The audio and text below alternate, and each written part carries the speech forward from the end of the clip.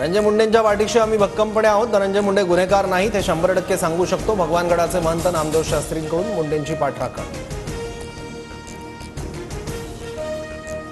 धनंजय मुंडेंची दुसरी बाजू नामदेव शास्त्रींना माहीत नसावी। धनंजय मुंडेंविरोधातील पुराव्यांची कागदपत्र मी महंत शास्त्रींपर्यंत पोहोचवणार। अंजली दमानी यांची प्रतिक्रिया।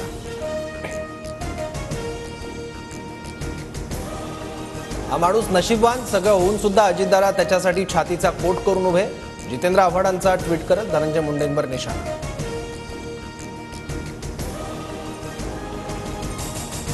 रायगडचं पालकमंत्रीपद एकनाथ शिंदेंकडे देण्याची शक्यता। गोगावले तटकरे वादावर तोडगा काढण्यासाठी भाजपकडून प्रयत्न, तर मुंबईचं पालकत्व भाजप घेणार, सूत्रांची माहिती।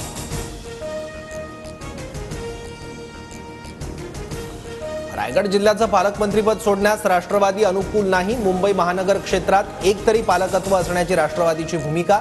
रायगडचं पालकमंत्रीपद कायम ठेवण्याची आग्रही मागणी।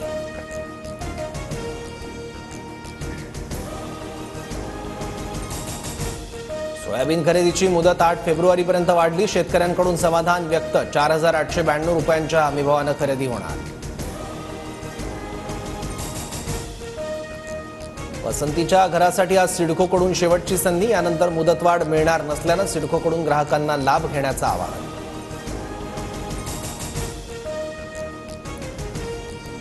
भाडेवाढीनंतर यूपीआयमुळे एसटीची कमाई दुपटीनं वाढली। तिकीट विक्रीतून राज्य परिवहन महामंडळाला आठवडाभरात 8 कोटींचं उत्पन्न।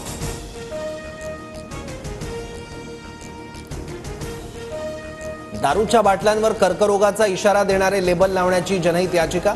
मुंबई उच्च न्यायालयाने केंद्र सरकारला ठोस नियम तयार करण्याचे निर्देश देण्याची मागणी। जळगावच्या सराफा बाजारात सोन्याच्या दरात विक्रमी उच्चांक। 2 दिवसात सोन्याच्या दरात 1100 रुपयांची वाढ। दर 84,151 रुपये प्रति किलो।